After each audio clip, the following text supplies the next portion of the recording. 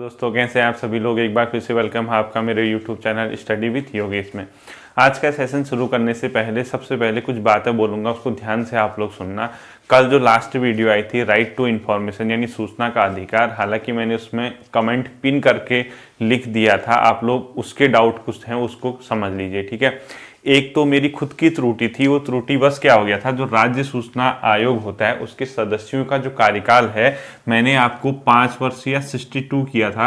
आप ये अपनी गलती को मैं स्वीकार कर रहा हूँ और इसको आप 62 की जगह 65 कर देना, ठीक है।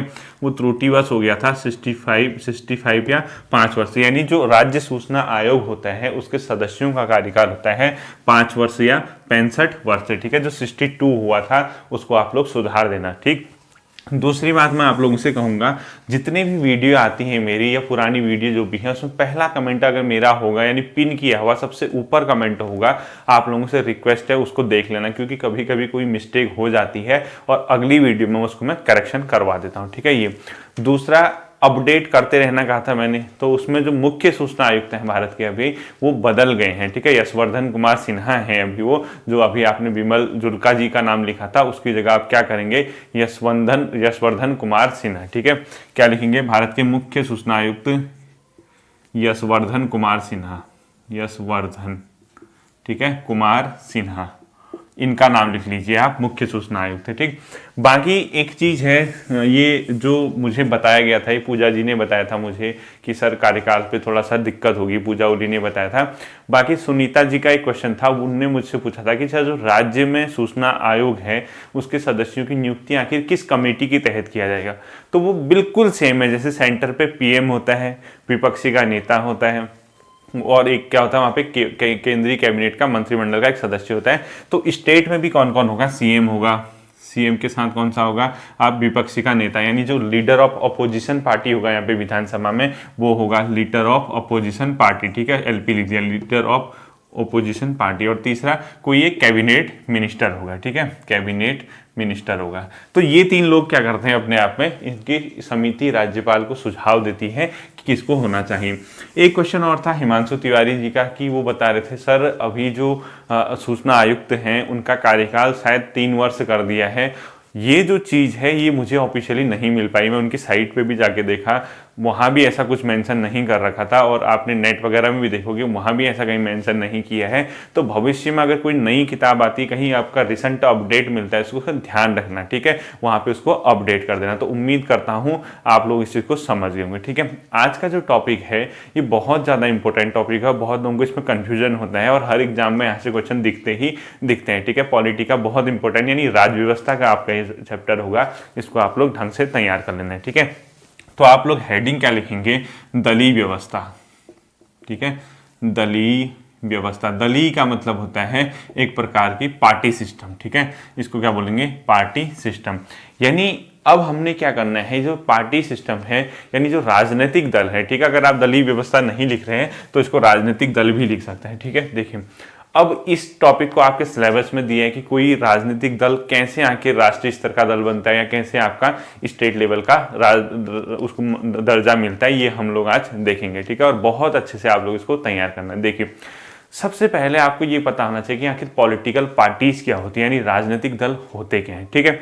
सबसे पहले इसकी डेफिनेशन आप लोग लिख लीजिए। देखिए कोई भी एक प्रकार का स्वैच्छिक दल यानी जिसका अपना एक स्वैच्छिक संगठन होता है, यानी अपनी इच्छा के अनुसार उसका संगठन होगा, यानी एक प्रकार का स्वैच्छिक संगठन होगा जिसमें लोगों का समूह होगा, यानी एक स्वैच्छिक संगठन जो लोगों से, विभिन्न प्रकार के लोगों से क्या रहता है, संगठित रहता है और उनकी जो विचारधारा होती है यानी जो उनके पॉइंट ऑफ व्यूज होते हैं वो क्या होते हैं, लगभग सिमिलर होते हैं। यानी एक ऐसा स्वैच्छिक संगठन जिसमें विभिन्न लोग होते हैं और लोगों का उसमें एक समूह होता है और उनकी विचारधारा लगभग क्या होती है, समान होती है। और वो जो संविधान में चीजें लिखी गई यानी संविधान में क्या क्या बताया गया, राष्ट्र को आगे कैसे बढ़ाया जाए, उस संविधान के तहत क्या करते हैं, अपना राष्ट्र को आगे बढ़ाने हेतु राजनीतिक शक्ति को प्राप्त करने का प्रयास करते हैं। यानी ओवरऑल मैं क्या कहना चाह रहा हूं, जैसे ए है कोई राजनीतिक दल है, ठीक है, इसमें एक राजनीतिक पार्टी, इसमें विभिन्न लोगों का एक समूह होगा यानी एक प्रकार का कहे स्वैच्छिक संगठन, यानी एक स्वैच्छिक संगठन जिसमें विभिन्न लोग हैं, ठीक है, ए बी सी बहुत से होंगे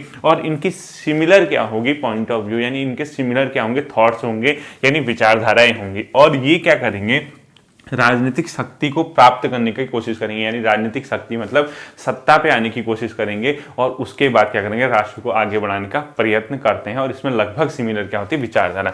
तो ये तो क्या होता है, राजनीतिक दल होते हैं। आप लोगों को इतना ज्यादा डेफिनेशन वगैरह पे नहीं जाना है, ठीक। अब आधुनिक समय में क्या हो गया, जो मॉडर्न टाइम है उसमें जो डेमोक्रेसी सिस्टम होता है, यानी जहाँ पर लोकतंत्र आपका पाया जाता है, लोकतंत्र टॉपिक होगा, मैं बताऊंगा उसको आपको। तो आधुनिक लोकतंत्र में मुख्यतः जो राजनीतिक दल पाए जाते हैं कितने प्रकार के पाए जाते हैं, 4 प्रकार के राजनीतिक दल पाए जाते हैं, ठीक है।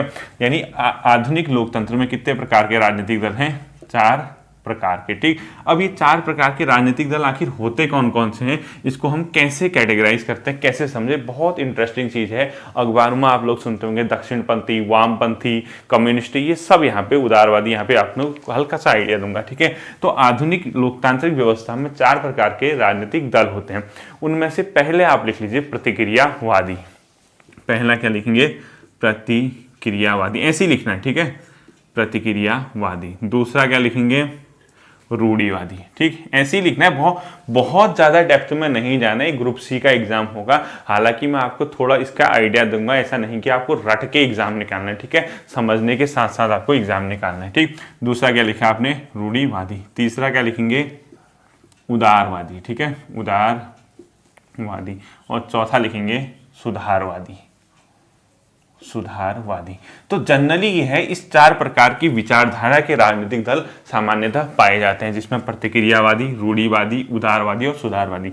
अब प्रतिक्रियावादी क्या होते हैं, जो सिस्टम है, यानी जो पहले से सिस्टम चला आ रहा है, यानी प्रतिक्रिया करते हैं, यानी उस सिस्टम, यानी पुरानी सामाजिक और राजनीतिक व्यवस्था को बनाए रखना चाहते हैं। यानी जो पुरानी, जो ओल्ड टाइम से जो सिस्टम चला आ रहा होगा, जैसे सोशल स्ट्रक्चर कैसा है, इकोनॉमिकल स्ट्रक्चर कैसा है, यानी एक प्रकार की पुरानी, क्या लिखोगे, सामाजिक ऑब्लिक राजनीतिक व्यवस्था के समर्थक है, ठीक है। यानी पुरानी सामाजिक और राजनीतिक व्यवस्था के जो समर्थक पार्टी होंगी, इस प्रकार की जो विचारधारा होगी, उसको क्या कहेंगे, आपका प्रतिक्रिया, यानी सामाजिक आर्थिक और आर्थिक भी लिख लीजिए, सामाजिक राजनीतिक आर्थिक। रूढ़िवादी क्या होगा, रूढ़िवादी कंजर्वेटिव टाइप का आप लोग समझ जाइए, ठीक है। रूढ़िवादी पार्टी किसको कहेंगे, एक ऐसी पार्टी जो विद्यमान व्यवस्थाओं में विश्वास करती है, यानी जो चल रहा है उसी को चलने दो, जो भी है तो है, यानी इस पर कोई परिवर्तन नहीं करेंगे, ठीक है। अगर इस पर परिवर्तन करोगे तो हम लोग अपोज करेंगे, यानी विद्यमान व्यवस्थाओं में विश्वास, विद्यमान व्यवस्था के समर्थक, ठीक है, के समर्थक। यानी ये क्या करता है, रूढ़िवादी, आप लोगों ने सुना होगा कंजर्वेटिव जिसको बोलते हैं, यानी जो व्यवस्था चल रही है उसी को हम क्या करेंगे, समर्थन करेंगे। उदारवादी क्या करते हैं, उदारवादी थोड़ा सा एडवांस है, ठीक है। और उदारवादियों की जो विचारधारा होती है वो क्या करते हैं, जो सिस्टम होता है उसको सुधारने का क्या करते हैं, प्रयास करते हैं। यानी जो व्यवस्थाएं हैं, जो भी इंस्टीट्यूशंस हैं, जो भी संस्थाएं हैं, उन संस्थाओं में किस चीज का प्रयास करेंगे, सुधार का, यानी विद्यमान व्यवस्थाओं में सुधार। क्या लिखोगे आप, विद्यमान व्यवस्था में सुधार, ठीक, व्यवस्था में सुधार। यानी एक प्रकार के इंप्रूवमेंट चाहते हैं, जो भी आपकी इंस्टीट्यूशंस होते हैं, अलग अलग सिस्टम होते हैं, अलग अलग तंत्र होते हैं, उस पर सुधार करने का, उसको और बेटर करने का प्रयास करते हैं। और लास्ट में जो आता है सुधारवादी, यानी सुधारवादी एक ऐसी विचारधारा की पार्टी होती है जो विद्यमान व्यवस्थाओं को बदलकर नई व्यवस्था को क्या करना चाहते हैं, लाना चाहते हैं। यानी ये किस चीज के समर्थक है, नई व्यवस्था के, ठीक है। जो अभी चल रहा होगा उससे आगे को हम लोग क्या करेंगे, नई व्यवस्था का समर्थन करेंगे। तो बेसिकली प्रतिक्रियावादी, रूढ़िवादी, उदारवादी और सुधारवादी 4 प्रकार की पार्टीज होती हैं, ठीक है। अब राजनीतिक विचारकों ने क्या किया, इनकी विचारधारा के अकॉर्डिंग इनको 4 एक लाइन में 4 जगहों पे रख दिया, यानी 4 अलग अलग जगह। इन लोगों ने क्या किया, सुधारवादियों को सबसे क्या रख दिया, बाएं रख दिया। सुधारवादी क्या कर दिए, इन लोगों ने सबसे बाएं रख दिए, ठीक है। बीच में इन लोगों ने किसको रखा, उदारवादियों को, उदारवादी, ठीक है। और सबसे लास्ट में इन लोगों ने किसको लिखा, प्रतिक्रियावादी और रूढ़िवादी, प्रतिक्रियावादी ऑब्लिक रूढ़िवादी, ठीक है। यानी राजनीतिक विचारकों ने क्या किया, इन दलों को एक लाइन में सबसे बाएं रख दिए सुधारवादी, बीच में रख दिए उदारवादी और सबसे किनारे यानी दाएं क्या रख दिए, प्रतिक्रियावादी या आपका रूढ़िवादी, ठीक। ये किसके काम थे, आपके मतलब जो राजनीतिक विचारक होते हैं, जो राजनीतिक सिद्धांत को देते हैं। तो जो सबसे बाएं होगा, ठीक है, वो कौन है, वामपंथी, यानी इसी को क्या बोला गया, वाम दल बोला गया या वामपंथी बोले गए, ठीक है। सबसे जो लेफ्ट हैंड के साइड है, जैसे आपने लेफ्ट पार्टी सुने होंगे, इसी को वामपंथ या वाम दल बोला गया। ठीक है, वाम दल। जो उदारवादी हैं वो किसमें, मध्य में है। इनको क्या बोला गया, उदारवादियों को केंद्रीय दल बोला गया। और इसमें भारत में इसका एग्जाम्पल है कांग्रेस पार्टी। ठीक है, इनको कहाँ रखा गया, मध्य में, और ये है अपने आप में केंद्रीय पार्टी। तो भारतीय राष्ट्रीय कांग्रेस इसका क्या है, एग्जाम्पल है। और जो लास्ट है प्रतिक्रियावादी या रूढ़िवादी, वो सबसे दाईं रखे गए हैं और उसको बोला गया दक्षिणपंथी, जिसका एग्जाम्पल है बीजेपी। ठीक है, सबसे दाईं ओर होगा और इन्हीं को क्या बोला जाता है, दक्षिण पंथी। ठीक है, अखबारों में सुनते होंगे। और इसमें एग्जाम्पल लिख लीजिए बीजेपी, भारतीय जनता पार्टी। और जो सुधारवादी हैं, वाम दल हैं, जैसे आपने कम्युनिस्ट पार्टी का नाम सुना होगा, कम्युनिस्ट पार्टी ऑफ इंडिया या कम्युनिस्ट मार्क्सवादी इंडिया। ठीक है, इसको इसमें लिख लीजिए CPI, communist party of India, CPM भी लिख लीजिए, मार्क्सवादी कम्युनिस्ट पार्टी। ठीक है, ये एक नॉर्मल इंट्रोडक्शन में आप लोगों को देता हूं। देखिए, अब जो आपने पॉलिटिकल पार्टीज देखी इस प्रकार की पाए जाते हैं वर्तमान व्यवस्थाओं में, तो हम लोग क्या करेंगे, ये देखेंगे कि आखिर दल किस किस प्रकार के होते हैं। ठीक है, तो प्रायः लोकतांत्रिक व्यवस्था में 3 प्रकार के दलीय सिस्टम पाए जाते हैं। ठीक है, लिख लीजिए, प्रायः लोकतांत्रिक व्यवस्थाओं में 3 प्रकार के दल। एक तो होता है एक दलीय व्यवस्था, एक दलीय व्यवस्था। ठीक है, दूसरा लिख लीजिए बहुदलीय या द्विदलीय लिख लीजिए। पहला लिख लीजिए एक दलीय व्यवस्था, दूसरा लिख लीजिए द्विदलीय व्यवस्था। ठीक है, द्विदलीय। और तीसरा आप लोग लिख लीजिए बहुदलीय, बहुदलीय व्यवस्था। ठीक है, अब देखिए, एक दलीय मतलब जहां सिर्फ एक पार्टी क्या होती है, डोमिनेट करती है, वहां दूसरी राजनीतिक पार्टी या पॉलिटिकल पार्टी नहीं पाई जाएंगी। जैसे पहले यूरोपियन के जो रूस था, यानी रसिया जिसको कहते थे, वहां क्या पाई जाती थी, पहले एक ही पार्टी का डोमिनेंस थी। चाइना में देख लीजिए आप, एक ही पार्टी वहां पे डोमिनेट करती है, तो वहां एक दलीय व्यवस्था है। ठीक है, और पहले यूरोप के जो ईस्टर्न कंट्रीज थे वहां भी क्या थी, एक दलीय व्यवस्था थी। द्विदलीय में क्या होगा, जहां 2 मेन पार्टी होंगी। जैसे इसका एग्जाम्पल है अमेरिका है या ब्रिटेन है। ठीक, एग्जाम्पल लिख लीजिए इसके, अमेरिका प्लस ब्रिटेन। जैसे अमेरिका में अभी सुना होगा अपने, राष्ट्रपति के इलेक्शन हुए, वहां बहुत ज्यादा एक टर्मोलॉजी यूज होती, डेमोक्रेटिक पार्टी और रिपब्लिकन पार्टी। वहां 2 मुख्य दल हैं अमेरिका में, एक का नाम लिख लीजिए डेमोक्रेटिक पार्टी, दूसरा लिख लीजिए रिपब्लिकन। और ब्रिटेन में भी मेनली 2 दल है, एक का नाम है कंजर्वेटिव पार्टी, एक का नाम है लेबर पार्टी। ठीक है, ये कहा थे कंजर्वेटिव ऑफ CNL लिख दिया। ठीक है, कंजर्वेटिव और लेबर। अमेरिका में democratic party plus Republican party. बहुदलीय व्यवस्था कहां होती है, जहां 2 से अधिक दल क्या करते हैं, राजनीतिक सत्ता को प्राप्त करने के लिए आपस में क्या करते हैं, उनकी एक विचारधारा होती है। जैसे इंडिया है, स्विट्जरलैंड है, फ्रांस है, इन सब देशों में क्या है, बहुदलीय व्यवस्था पाई जाती है। ठीक है, ये तो दलीय सिस्टम आप लोगों का बता दिया। अब देखिए भारत में क्या है, आप हेडिंग डालिए, यहां से क्वेश्चन आ सकता है, भारत में दलीय व्यवस्था क्या लिखेंगे, भारत में दलीय यानी पार्टी सिस्टम। ठीक है, दलीय व्यवस्था, इसको समझना है कि हमने ये कैसे काम करता है। ठीक, अब देखिए, सबसे पहली चीज, पहला पॉइंट लिखिए, भारत का जो दलीय व्यवस्था के गुण हैं उसमें क्या है, बहुदलीय व्यवस्था पाई जाती है। पहला पॉइंट लिख लीजिए, बहुदलीय व्यवस्था, यानी नाम से ही लग रहा है एक से अधिक दल हैं। ठीक है, अब देखिए इंडिया में इतने ज़्यादा राजनीतिक पार्टीज हैं, चाहे वो आपका नेशनल लेवल पे हो, क्षेत्रीय दल हो, या ऐसे गैर पंजीकृत दल जो इलेक्शन कमीशन में सिर्फ पंजीकृत हैं, उनको राष्ट्रीय या क्षेत्रीय दल का दर्जा नहीं दिया गया। तो भारत अपने आप में बहुदलीय व्यवस्था का एग्जाम्पल है। तो वर्तमान समय में इसमें कितने 7 राजनीतिक दल ऐसे हैं जिनको राष्ट्रीय दल का दर्जा प्राप्त है।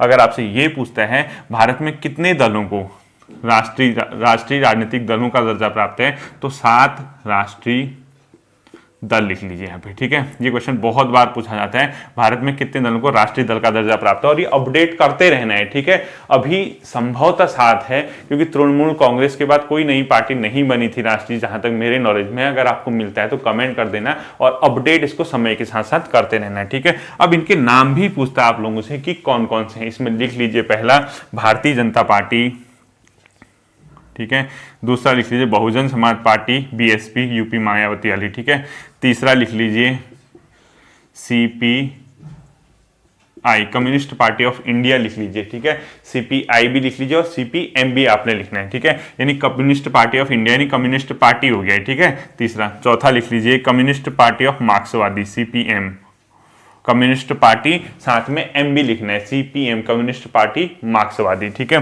पांचवा लिख लीजिए भारतीय राष्ट्रीय कांग्रेस, जिसको इंडियन नेशनल कांग्रेस यानी कांग्रेस पार्टी कहते हैं। ठीक है, कांग्रेस। अगला लिख लीजिए छठा एनसीपी, नेशनल कांग्रेस पार्टी, जो शरद यादव वाली है, शरद पवार वाली है, ठीक है। एनसीपी लिख लीजिए, नेशनल कांग्रेस पार्टी। और भारतीय राष्ट्रीय कांग्रेस अलग है, वो इंडियन नेशनल कांग्रेस है, जो हमारी राहुल गांधी सोनिया गांधी जी की जो पार्टी है वो इंडियन नेशनल कांग्रेस है, और एनसीपी नेशनल कांग्रेस पार्टी अलग है, ठीक है। और लास्ट लिख लीजिए सातवां तृणमूल कांग्रेस, ममता बनर्जी वाली, ठीक है, तृणमूल कांग्रेस, ठीक। ये किसकी है? ममता बनर्जी वाली। तो ये 7 दल क्या है भारत में वर्तमान समय में राजनीतिक राष्ट्रीय दल का दर्जा इनको प्राप्त है। ये क्वेश्चन आपसे पूछता है कि कितने राजनीतिक दल यहाँ पे राष्ट्रीय स्तर के दल हैं, तो 7 दल यहाँ पे राष्ट्रीय स्तर के दल हैं, ठीक। अब देखिए इंडिया में राज्य स्तर पे भी बहुत ज्यादा दल हैं, लगभग अभी 47-48 दल राज्य स्तरीय दल प्राप्त हैं। वो डेटा पूछेगा नहीं। बहुत से ऐसे दल हैं जो सिर्फ पंजीकृत हैं, न उसको राष्ट्रीय और राज्य का दर्जा है। लगभग 1600 पार्टी ऐसी हैं जो सिर्फ रजिस्टर हैं। तो इतनी ज्यादा भारत में पार्टियां पाई जाती हैं, तो अपने आप में बहुदलीय व्यवस्था वाला ही क्या है? देश है, ठीक। अब देखिए यहाँ पे जो राजनीतिक दलों का गठन होता है सामान्यतः किस आधार पे होता है? यहाँ पे वामपंथी भी मिलेंगे, जो मैंने अभी आपको बताया, दक्षिणपंथी मिलते हैं, उदारवादी मिलते हैं, सांप्रदायिक मिलते हैं, यानी हर प्रकार के यहाँ पे क्या मिलता है? राजनीतिक दल मिलते हैं, ठीक है। दूसरा पॉइंट आप लोग लिख लीजिए, पॉइंट इसका आप लोग लिख लीजिए। सेकंड पॉइंट क्या लिखेंगे? जो भारत में दलीय व्यवस्था है, ठीक है, पॉलिटिकल पार्टी सिस्टम में अभी तो भले ही बहुदलीय व्यवस्था है, लेकिन ये क्वेश्चन बहुत बार, एक बार पहले भी एग्जाम में आया हुआ है। जब कांग्रेस का डोमिनेंस था, यानी जब देश आजाद हुआ था, तो लंबे समय तक भारतीय राष्ट्रीय कांग्रेस का क्या था? पार्टीज में डोमिनेंस था, मतलब वो डोमिनेट करती थी राष्ट्र को राजनीतिक पार्टियों के ऊपर, ठीक है। यानी राजनीतिक पार्टी में उसका दबदबा था, तो उसको एक रजनी कोठारी है, ठीक है, बहुत बड़ी, मतलब वो है इसमें क्या, राजनीतिक की टाइप के आप लोग कह सकते हैं, जो इस पे काम करते हैं, ठीक है। रजनी कोठारी जी ने उस सिस्टम को कांग्रेस सिस्टम कहा था। यानी रजनी कोठारी जी ने जो एक दलीय व्यवस्था थी, एक दलीय व्यवस्था मतलब जब कांग्रेस पार्टी रूल कर रही थी, उसको क्या कहा था? एक दलीय शासन व्यवस्था या कांग्रेस व्यवस्था, ठीक है। तो अगर आपसे क्वेश्चन पूछते हैं किसने भारत में एक दलीय व्यवस्था को, एक दलीय व्यवस्था जब कांग्रेस डोमिनेट कर रही थी, ठीक है, क्वेश्चन फॉर्म पे बना लो, किसने भारत में एक दलीय व्यवस्था, ब्रैकेट में लिखना ना, कांग्रेस का शासन, ठीक है, किसने भारत में एक दलीय व्यवस्था को एक दल का शासन या कांग्रेस का शासन कहा? सीधे सीधे लिखिए, किसने भारत में एक दलीय व्यवस्था को एक दल का शासन या कांग्रेस का शासन कहा? तो कांग्रेस का शासन किसने कहा उसको? भारतीय राष्ट्रीय कांग्रेस का शासन अपने आप में रजनी कोठारी जी ने कहा था, ठीक है। आप लोगों को ये पता होना चाहिए, रजनी कोठारी ने इसको क्या कहा था? कांग्रेस का शासन, ठीक है। ये क्वेश्चन बहुत बार आपसे पेपर में पूछा जाता है। बाकी भारत में दलीय व्यवस्था के गुण क्या हैं? देखिए, जब ये एक दलीय व्यवस्था को बाद में धीरे धीरे चुनौती मिलने लगी, आप लोग को पता होगा, आप लोगों को पता होगा, जैसे 1967 के बाद क्षेत्रीय दलों का उद्भव हुआ, आगे जनता दल बना और बीजेपी की गवर्नमेंट आई, यानी बीजेपी ने राजनीतिक पार्टियां बनाई। जब ये बहुत सारे जनता दल यूनाइटेड वगैरह, सपा बसपा, ये सब आए, तब जाके कांग्रेस को क्या मिलने लगी? चुनौती मिलने लगी, ठीक है। तो जब कांग्रेस का शासन था, तो रजनी कोठारी ने उस दौर को क्या कहा था? कांग्रेस शासन या एक दलीय शासन, ठीक है। ये क्वेश्चन पूछते हैं। अगला पॉइंट लिख लीजिए, उसमें तीसरा, भारत में राजनीतिक दलों के गुण में तीसरा पॉइंट आप लोग लिख लीजिए, ये है स्पष्ट विचारधारा की यहाँ पे क्या होती है? कमी पाई जाती है। यानी स्पष्ट विचारधारा राजनीतिक दलों में नहीं है, क्योंकि कुछ ही पार्टी ऐसी हैं, जैसे बीजेपी होगी या सीपीआई कम्युनिस्ट पार्टी होगी, इन लोगों के पास तो ठीक है, एक पर्टिकुलर एजेंडा है, एक विचारधारा है, लेकिन बाकी की जो राजनीतिक पार्टियां हैं उनकी जो विचारधारा है वो लगभग सबके समान है। जैसे समाजवाद को बढ़ावा देंगे, डेमोक्रेसी को बढ़ावा देना चाहते हैं, धर्मनिरपेक्षता की बात करते हैं, ठीक है। इस प्रकार की, यानी एक प्रकार का कॉमन टाइप का उनका क्या एजेंडा है। तभी आप लोगों ने देखा होगा बहुत सी पार्टियां आपस में गठबंधन कर लेती हैं। बीजेपी के साथ गठबंधन या अदर पार्टीज के साथ गठबंधन वो समान विचारधारा वाले ही कर पाएंगे, ठीक है। तो स्पष्ट विचारधारा की कमी लिख लीजिए। अगला पॉइंट लिख लीजिए, जो इसका चौथा पॉइंट होगा वो क्या लिखेगा? व्यक्ति की, मतलब व्यक्ति की सर्वोच्चता, यानी राजनीतिक पार्टी में व्यक्तित्व का महिमा मंडल लिख लीजिए, सीधी सीधी लिख लीजिए, व्यक्तित्व का महिमा मंडल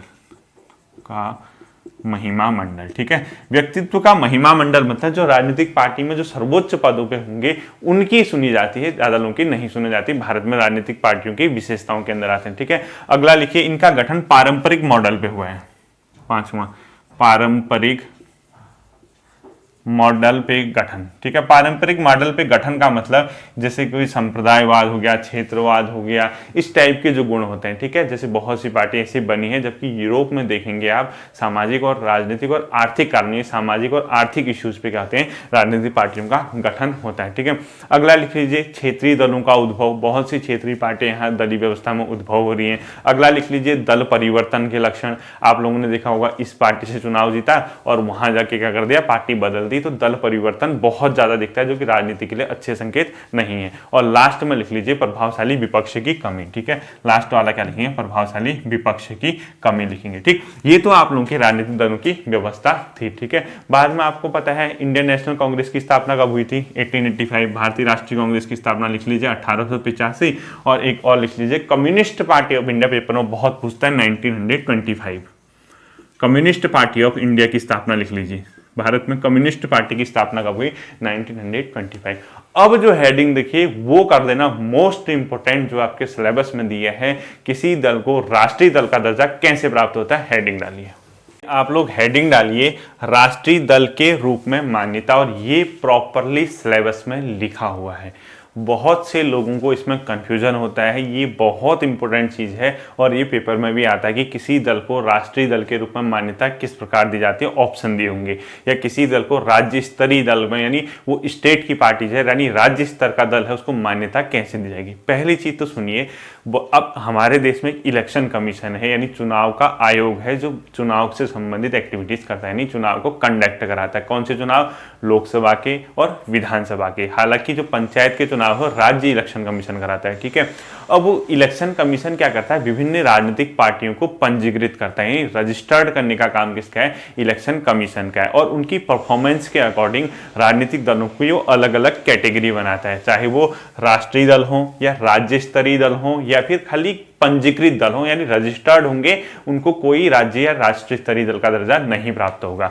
तो अगर किसी पार्टी को राष्ट्रीय दल के रूप में मान्यता मिल रही है तो उसके लिए क्या क्या कंडीशन है, बहुत अच्छे से समझ आ जाएगा। राष्ट्रीय दल के रूप में मान्यता कीजिए और इसको हेडिंग डालिए और ऐसे ही पॉइंट बनाओगे। ठीक है, कुछ नहीं करोगे फालतू लिखने का काम। और इसके अंदर आपको 3 पॉइंट देता हूं, एक पॉइंट यहाँ पे लिखोगे, एक पॉइंट यहां लिखोगे, एक पॉइंट यहां लिखोगे। इन पॉइंट्स को आप क्या करना, दिमाग में रखना। देखिए अब कैसे किसी पार्टी को राजनीतिक राष्ट्रीय स्तर की पार्टी के रूप में दर्जा मिला है। ठीक है, अब देखिए लोकसभा के इलेक्शन होते हैं जहां पे आप पार्लियामेंट पे यानी लोकसभा में मेंबर भेजते हैं, या विधानसभा के इलेक्शन होते हैं, यानी जो हर स्टेट की अपनी एक विधानसभा है जहां आप लोग विधायकों को चुन के भेजते हैं। ठीक है, तो इसमें राष्ट्रीय स्तर का दल कैसे कोई पार्टी बन सकती है, तो आप लोग लिखिए लोकसभा या विधानसभा के आम चुनाव में, आम चुनाव मतलब जो हर 5-5 साल बाद सामान्यतः होते हैं। ठीक है, इसमें क्या लिखोगे, राष्ट्रीय दल के रूप में मान्यता, नीचे ब्रैकेट में ऐसे ब्रैकेट लिखना, यहाँ पे लिखना लोकसभा ऑब्लिक राज्य विधानसभा के आम चुनाव में। ठीक है, ऐसे लिखोगे लोकसभा में एलएस लिख रहा हूं प्लस, ठीक है, विधानसभा के आम चुनाव में, और ये कहां पे लिखना है, इसी के नीचे आम चुनाव में। ठीक है, यानी इस कंडीशन में, यानी ये कंडीशन है, ये इसके नीचे लिखोगे आप, इसके नीचे। ठीक है, अब देखिए कैसे बनाना है आप लोगों को। पहली कंडीशन, जब लोकसभा के या राज्य विधानसभाओं के चुनाव होते हैं, अगर कोई राजनीतिक पार्टी 4 या उससे अधिक राज्यों में, किस पॉइंट को हाईलाइट करना है, 4 लिखोगे, आगे को लिखो, इसको हाईलाइट करो, 4 या उससे अधिक राज्यों में वैध मतों का 6% प्राप्त करता है। तो 4 या उससे अधिक राज्य होने चाहिए, उससे अधिक राज्य। ठीक है, अधिक राज्य में वैध मतों का, यानी जो वैलिड वोट पड़े, कई तो इनवैलिड होते हैं, वो दो जगह टिक मारे आते हैं, कहीं दो जगह बटन दबाए जाते हैं, कहीं कुछ दबा देते हैं, वो वैलिड नहीं मिलने जाते हैं। ठीक है, तो 4 या उससे अधिक राज्यों में वैध मतों का, वैध मतलब वैलिड, ठीक है, मत मतलब वोट, मतों का 6%, इसको भी हाईलाइट करोगे। 4 राज्य या उससे अधिक राज्य होने चाहिए, वैलिड वोट का 6% उस पार्टी को मिला होना चाहिए, और किसी राज्य या राज्यों में लोकसभा की 4 सीटें मिली होनी चाहिए। ठीक है, तो क्या लिखोगे, किसी राज्य ऑब्लिक राज्यों, ठीक है, एक से अधिक राज्य भी हो सकते हैं, में लोकसभा की कितनी सीटें, 4 सीटें, 4 सीटें। अगर ये कंडीशन कोई पार्टी फॉलो कर रही है तो उसको राष्ट्रीय पार्टी का दर्जा मिल जाएगा, जैसे बीजेपी, कांग्रेस, ऐसी कोई नई पार्टी आ जाएगी। पहली कंडीशन, इसको हाईलाइट करो, 4 या उससे अधिक स्टेट में वैलिड मतों का, यानी जब वोटिंग हो रही है उसको 6% मिलने चाहिए। 100 वोट पड़े तो 6 वोट किसके होने चाहिए, उस पार्टी को मिले होने चाहिए टोटल मिला के, ठीक है। और कहां, या तो 4 स्टेट गिनोगे या 4 से अधिक राज्यों को गिनना पड़ेगा। अब ऐसा नहीं कि सिर्फ अपने राज्य में तो बहुतों को मिलते हैं क्योंकि वो क्षेत्रीय पार्टी होती है। आपको 4 या उससे अधिक स्टेट को कवर करना है। उन स्टेटों में जब विधानसभा चुनाव होंगे या लोकसभा चुनाव होंगे तो टोटल जो वोट पड़े हैं उसका 6% या उसके साथ साथ है, ये अलग नहीं है कंडीशन, किसी राज्य या राज्य में लोकसभा की 4 सीटें हैं, यानी 4 या अधिक राज्यों में वैलिड मतों का 6% और 4 या अधिक सीटें उसको लोकसभा में मिलनी चाहिए, ठीक है, पहली कंडीशन। दूसरी कंडीशन क्या हो सकती है उस पार्टी को राजनीतिक दल बनाने के लिए, अगर वो ये फॉलो कर रही है तो राजनीतिक पार्टी राष्ट्रीय पार्टी बन गई समझो, ठीक है, नेशनल लेवल की पार्टी माना जाएगा। दूसरी जो उसकी कंडीशन है, लोकसभा में 2% उसको सीट मिलनी चाहिए 3 अलग अलग स्टेट से, ठीक है। क्या लिखोगे, लोकसभा में 2% सीटें और ब्रैकेट में लिखोगे 3 अलग अलग स्टेट से, अलग अलग राज्य से, ठीक है। अब ये क्या हुआ, इसका ये मतलब हुआ जैसे आपको लोकसभा की टोटल सीटें कितनी, जिसमें चुनाव 500 कुछ है, 43 के आसपास है, ऐसी है, ठीक है। उनमें से 2% सीटें आप कैलकुलेशन करके निकाल लो। सपोज एक एग्जांपल दे रहा हूं आपको, जितनी भी है देखो 100 सीटें हैं, 100 का कितना निकालोगे, 2%, कितना आ गया 2, यानी अगर 100 सीटें हैं तो उस पार्टी को 2 सीटें कम से कम मिली होनी चाहिए और वो अलग अलग 3 स्टेटों से होनी चाहिए, ठीक है। तो ओवरऑल ये कहने का मतलब है लोकसभा में जितने मेंबर को आप चुन के भेजते हैं उसका 2% सीटें उस पार्टी को मिलनी चाहिए और 3 अलग अलग स्टेट से वो पार्टी को सीटें मिलनी चाहिए, तो वो क्या बन जाएगी अपने आप में, राष्ट्रीय स्तर की पार्टी। या तो ये कंडीशन फॉलो करे या ये कंडीशन फॉलो करे।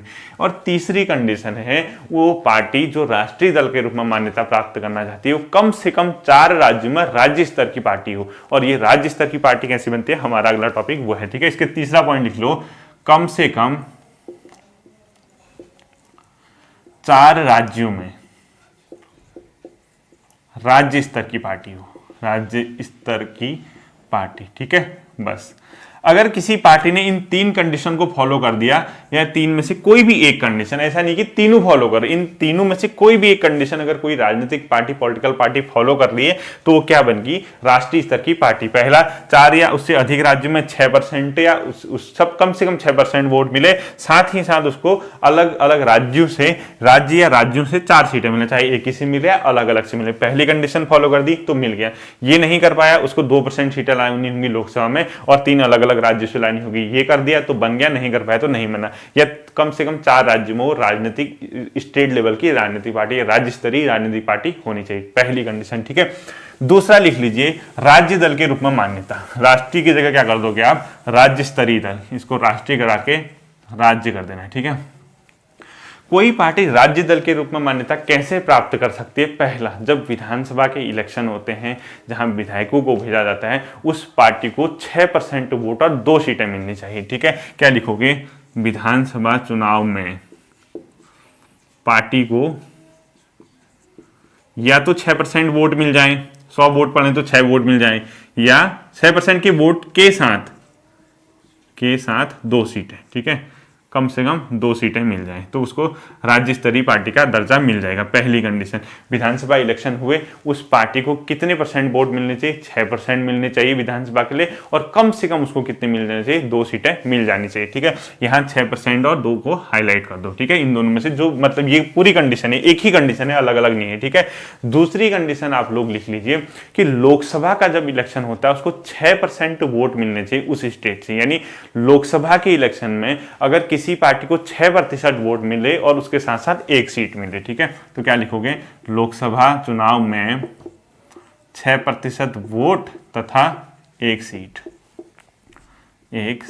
ठीक है। दूसरी कंडीशन, अगर उसने ये फॉलो कर दिया तो उसको राज्य स्तरीय पार्टी का दर्जा मिल जाएगा कि हाँ, इस पार्टी को लोकसभा के इलेक्शन में टोटल 6% वोट मिले और इस पार्टी ने 1 सीट को भी गेन कर रखा है, तो उस राज्य में उसको क्या बना दिया जाएगा, राज्य स्तर की पार्टी बना दिया जाएगा। तीसरी कंडीशन क्या हो सकती है, जब आपकी लोकसभा के इलेक्शन होते हैं या विधानसभा के इलेक्शन होते हैं, उस पार्टी को टोटल 8% वोट मिलने चाहिए, ठीक है। और ये कंडीशन 2011 में जोड़ी गई थी, ठीक। लोकसभा प्लस विधानसभा में वैध मतों का 8%, ठीक है, वैलिड मत जो होंगे, वैध मतों का 8%, और ये कंडीशन जोड़ी गई 2011 में। यानी अगर किसी पार्टी को उस स्टेट में टोटल लोकसभा इलेक्शन में वैलिड मत यानी जो वोट पड़े हैं उसका 8% मिल जाता है, तब भी वो पार्टी क्या हो जाएगी, राजनीतिक पार्टी राज्य स्तर की हो जाएगी, ठीक है। और अगला कंडीशन आप लोग लिख लीजिए, उस पार्टी को विधानसभा में 3% सीट या 3 सीट जो भी अधिक हो, ठीक है। यानी चौथी कंडीशन लिख लीजिए, विधानसभा चुनाव में 3% सीटें मिलनी चाहिए उसको, ठीक है। जितनी भी सीटें हैं, 100 सीटें हैं तो 3 मिलनी चाहिए, या 3 सीटें जो भी अधिक है, 3 सीटें जो भी अधिक हों, ठीक है, जो भी अधिक हो, इन दोनों में से एक कंडीशन फॉलो करनी चाहिए। या उस पार्टी को उस विधानसभा में या तो 3% सीटें मिलनी चाहिए, जितनी भी सीटें, 10 सीटें तो 10 का 3% निकाल लो, 100 है तो 100 का 3% निकाल लो, तो 3% सीटें या 3 सीटें, इन दोनों में जो भी ज्यादा हो वो मिलना चाहिए। और अंतिम कंडीशन है कि उस राज्य में जहां की वो राज्य स्तरीय पार्टी बनना चाह रही है, अगर उस राज्य में नंबर ऑफ सीटें होंगी लोकसभा के लिए, हर स्टेट की सीटें हैं 10, 15, 20, 25, 100, 200 ऐसे जितनी भी हैं, ठीक है, यूपी की सबसे ज्यादा 80 के समथिंग, तो उस राज्य में प्रत्येक 25 में से उसकी एक सीट मिलनी चाहिए, ठीक है। यानी क्या लिखोगे, उस राज्य में जहां वो राजनीतिक पार्टी राज्य स्तरीय बन रही है, ठीक है, इसको लास्ट लिख लीजिए, उस राज्य में प्रत्येक 25 में से एक सीट उसको मिलनी चाहिए, या जब विभाजन हो जाता है, किसी स्टेट का विभाजन हो गया, उससे अलग स्टेट बन गया, तो उसको भी सेम कंडीशन करनी पड़ेगी। अब यहाँ सेम कंडीशन वाला होता नहीं है, क्योंकि अब ऐसा तो बड़ी मुश्किल से होगा कि कोई पार्टी 25% लोकसभा की सीट के साथ अलग बन रही है, अलग स्टेट बन रहा है, इतना पॉसिबल नहीं, इतना बड़ा कोई कटता नहीं है। बाई चांस अगर कट गया तो पहले से ऑलरेडी उस स्टेट में 25 सीटों वाला अगर पोर्शन कटता है, तो कोई पार्टी नए स्टेट में चली गई है, अगर उसमें 25 में से उसकी एक सीट है उस पार्टी की नया बनने के बाद, तब भी वो राज्य स्तर की पार्टी बन जाएगी, ठीक है। तो क्या लिख लीजिए लास्ट वाला, उस राज्य में प्रत्येक 25 में से उसको एक सीट या विभाजन के बाद सेम कंडीशन फॉलो करनी चाहिए, ठीक है। तो वो दल क्या बन जाएगा, आपका राज्य स्तरीय दल बन जाएगा, ठीक है। आज के सेशन के लिए इतना ही था। आप लोग आरटीआई वाले सेशन को ढंग से कर लेना, और आने वाले संडे का क्विज नोट कर लीजिए, वो आपको पूरी परीक्षाओं की हिस्ट्री वाला सेशन जो दे रखा है उसमें प्रागैतिहासिक काल से, वो कंप्लीट करना है, और मेरी वीडियो से कंप्लीट करना है। पॉलिटी में नागरिकता और मौलिक अधिकार कंप्लीट करने हैं, हिंदी में हिंदी गद्य वाला, ठीक है। फिर मिलते हैं अगले सेशन में, तब तक के लिए थैंक यू, टेक केयर।